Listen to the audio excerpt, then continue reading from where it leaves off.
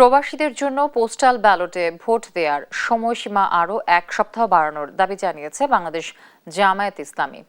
শুক্রবার সন্ধ্যায় দলটির মগবাজারের কেন্দ্রীয় কার্যালয়ে সংবাদ ব্রিফিংয়ে এ দাবি করেন দলটির সহকারী সেক্রেটারি জেনারেল এহসানুল মাহবুব জুবায়ের। তার অভিযোগ, অনেক প্রবাসী ভোটার এখনও তাদের পোস্টাল ব্যালট হাতে পাননি।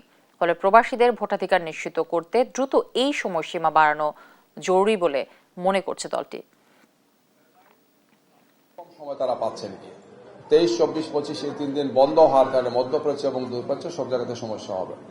তো আমরা নির্বাচন কমিশনের দৃষ্টি আকর্ষণ করে বলতে চাই যে এই বিষয়ে তারা চিন্তা করা উচিত এবং সম্ভব হলে আমরা মনে করি সম্ভব যে তাদের আর একটু সময় বাড়ানো উচিত। 1 সপ্তাহ সময় কমপক্ষে বাড়ালে আমাদের প্রবাসী ভাই বোনেরা তাদের ভোটাধিকার প্রয়োগের ক্ষেত্রে তারা কার্যকর পদক্ষেপগুলো নিতে পারবেন।